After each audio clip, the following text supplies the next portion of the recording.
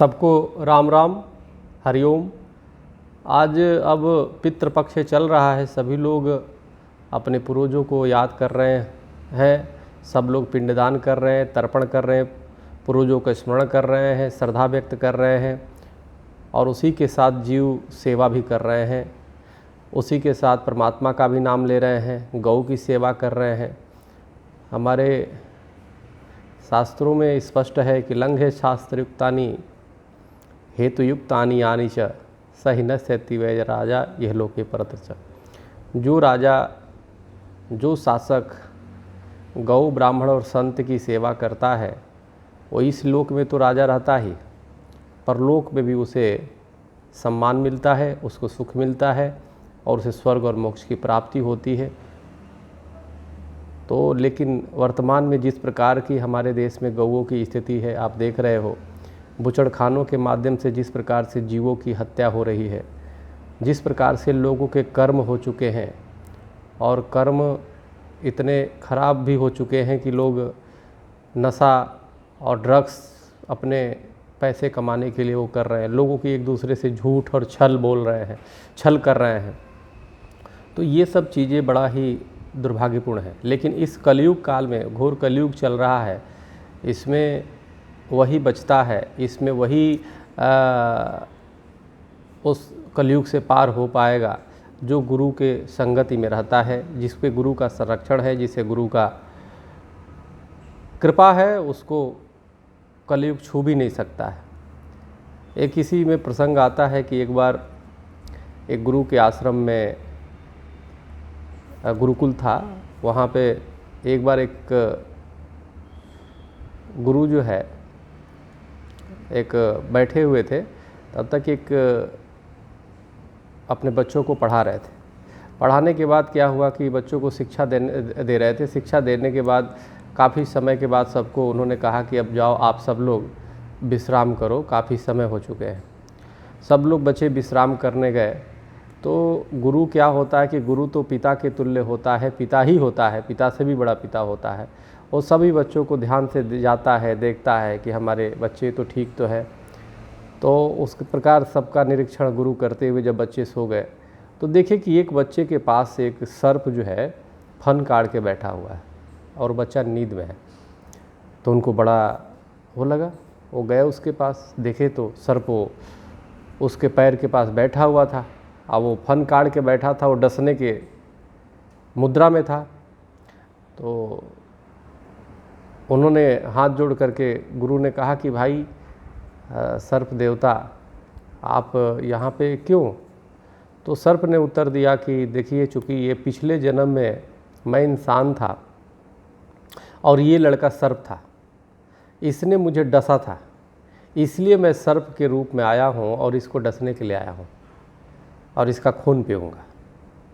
तो गुरु बड़े धर्म संकट में पड़ गए कि मेरे सामने, गुरु के सामने ही अगर शिष्य का कुछ भी अहित हो जाता है तो गुरु के लिए बहुत ही दुखदाई होता है, बहुत पीड़ा। शायद शिष्य को भी उतना पीड़ा नहीं होगी जितना कई गुना गुरु के लिए होता है। इसीलिए गुरु संरक्षण करता है। गुरु कई चीज़ें आपके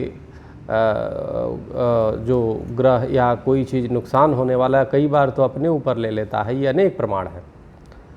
उसके बाद क्या होता है कि वो जो है उसको कहते हैं, गुरु उसको समझाने का प्रयास करते हैं कि नहीं, आप समझ जाओ, ये ठीक नहीं है, हमारे सामने तुम हमारे एक शिष्य का तुम डसोगे, ये ठीक बात नहीं है। फिर ये सर्प रूप में आएगा, फिर तुम्हें डसेगा, तो ये कब तक चलता रहेगा आखिर युद्ध की स्थिति? तो ये बदले की भावना ये ठीक नहीं है। सर्प के कुछ समझ में आया, बोला कि ठीक है, लेकिन एक शर्त है, अगर मुझे आप 1 कटोरे इसका खून हमें दे दें तो हम इसको माफ़ कर देंगे, छोड़ देंगे। तो गुरु को भी समझ में आया, बोले ठीक है, ये तो अच्छी बात है।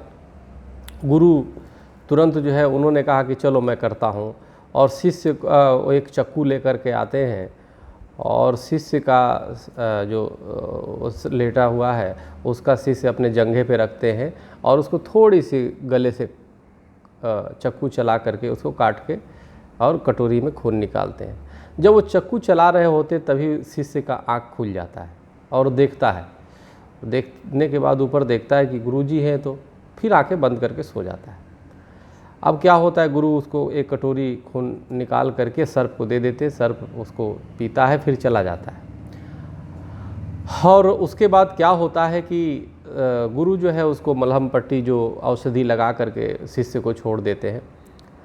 2-3 दिन बीत जाता है और शिष्य आता है, उनके साथ पढ़ाई करता है, चला जाता है। गुरु बड़े आश्चर्य में होते हैं, एक बात उनको समझ में नहीं आती कि इस शिष्य ने हमें देखा, उसके बाद बोला क्यों नहीं। एक दिन उसको बुलाए 2-3 दिन बाद, बोले कि सुनो इधर, तुम्हारे गले पे कैसे कट लगी हुई है। तो बोले गुरुदेव शायद जो है आपने चक्कू यहाँ पे चलाया था, तो जिसकी वजह से मैं। तो बोले तुम्हें याद है। तो शिष्य ने बोला हाँ मुझे याद है। तो बोले अच्छा, तुम्हें मैं जब चक्कू चला रहा था तो तुम्हें दर्द हुआ। बोला हाँ दर्द हुआ, इसीलिए मेरी आंखें खुल गई। तो बोले कि तो तुम फिर इतने दिन 2 दिन हो गए, तुमने पूछा क्यों नहीं, और तुमने उस समय भी क्यों नहीं बोला कि आप हम पे चक्कू चला रहे हैं, क्यों चला रहे हैं, क्यों हमारे घर। तो उसने कहा कि जब मुझे आपने चक्कू चलाया तो मुझे दर्द हुआ और उस दर्द से मेरी आंखें खुल गई, लेकिन जब मैं देखा कि अरे मेरा तो सर जो है गुरु के चरणों में है, मेरा तो सर जो है गुरु के गोद में है, ये तो काल भी कुछ नहीं बिगाड़ पाएगा, ये ज़रूर इसमें कोई मेरी अच्छाई होगी, ज़रूर मेरी कुछ भला होगा और गुरु की कृपा होगी। गुरु ये बात सुन करके उनकी आंखों में आंसू आ गए और उस शिष्य को गले से लगा लिया। देखो शिष्य भी, वो गुरु भी बड़ा सौभाग्यशाली होता है, गुरु का पूरा जीवन एक शिष्य की तलाश करने में लग जाता है। सच्चा अगर शिष्य है तो गुरु भी उसको शिष्य ही नहीं बनाता, उसको गुरु ही बना देता है। एक सच्चा गुरु कभी किसी को शिष्य तो बनता है, लेकिन शिष्य बनने के बाद उसको गुरु रूप में कर देता है और पूरी दुनिया के लिए पूजनीय हो जाता है। और इसके कई उदाहरण आप देखो, संदीपनी ऋषि का नाम सुने होंगे, जो भगवान कृष्ण के गुरु थे। वो अपने गुरु भक्ति बहुत करते थे, गुरु भक्ति के द्वारा वो अपनी शिक्षा पढ़ाई लिखाई में बहुत कमज़ोर थे संदीपनी ऋषि, लेकिन गुरु की आज्ञा मानते थे। एक बार गुरु ने अपने बच्चे के लिए कहा कि एक काम करो, ये लो मेरे बच्चे को कुएं में डाल दो। संदीपनी बिना सोचे उसको डाल दिया। डालने के बाद क्या हुआ, वहाँ के गुरुकुल के बच्चों ने बड़ी पिटाई किया, उस बच्चे को निकाला कि संदीपनी ने कर दिया। संदीपनी ने कभी नहीं कहा कि गुरु जी ने कहा था ये बातें। एक बार उन्होंने, संदीपनी ऋषि के गुरु ने कहा कि ऐसा करो, जब बाल अवस्था में थे, कि इस आश्रम में आग लगा दो, परीक्षा लेने के लिए। गुरु तो परीक्षा लेता है, उसने, संदीपनी ने आश्रम में आग लगा दी।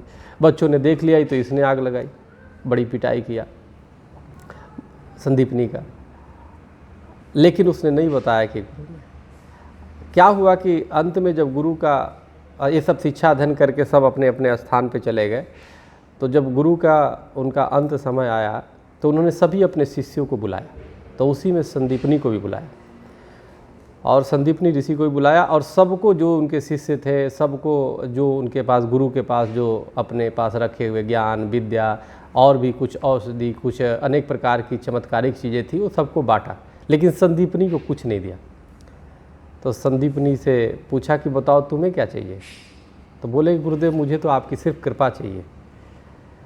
तो उनके गुरु ने कहा कि देखो, तुमने शुरू से मेरा सबसे आज्ञा माना है और सबसे आज्ञाकारी शिष्य रहे हो, तो मेरे वजह से कई बार तुम्हें प्रताड़ना भी हुई, और मैं तुमसे बहुत प्रसन्न हूँ, और भौतिक चीज़ें मैं तुम्हें नहीं दूंगा, लेकिन मैं तुम्हें आशीर्वाद देता हूँ कि भगवान इस पृथ्वी पर आएंगे, और जब आएंगे तो तुम्हारा शिष्यत्व स्वीकार करेंगे, तुम्हारा शिष्य बनेंगे।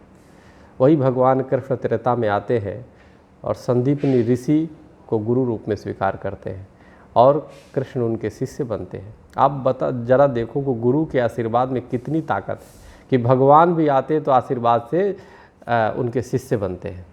तो गुरु की महिमा अपने आप में बहुत ही विलक्षण है। ये वही समझ सकता है जो इस चीज़ को महत्व करता है, जिस पे कलयुग का प्रभाव नहीं। और पारस पत्थर जो है लोहे को छूता है तो सोना हो जाता है, लेकिन गुरु अगर किसी को छूता है तो उसको गुरु बना देता है अपने आप में। पारस नहीं बनाता लोहे को, लेकिन गुरु बना देता है। तो इसलिए ज़रूरी है कि हम गुरु के प्रति आस्था रखें, गुरु की बातों को माने, गुरु में अति विश्वास करना बहुत ज़रूरी है। भले कलयुग, इस कलयुग से पार वही पाएगा, इस कलयुग से पार भवसागर वही पार कर पाएगा जो गुरु में आस्था रखता है। क्योंकि हम साक्षात, आप भगवान को अभी नहीं देख सकते हो, तो इसलिए भगवान के प्रतिरूप में गुरु जो है आपको मार्गदर्शन करता है, लेके चलता है, आगे बढ़ाता है। और गुरु हर लीलाएँ करता है। गुरु जो बोलता है वो करो, गुरु जो करता है उसकी तरह आप अगर जो एक्टिंग करने लगे तो फंस जाओगे। क्योंकि गुरु की कई लीलाएँ होती है आपको समझाने को, आपको ले चलने को।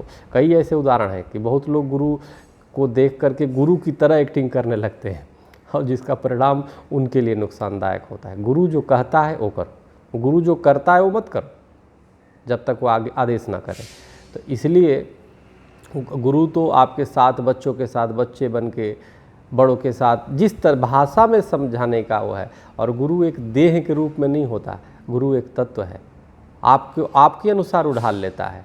वो जानता तो पूरे सृष्टि के बारे में है, लेकिन आप जिस भाषा में समझते हो, समझ सकते हो, उसी भाषा में वो आपको समझाता है।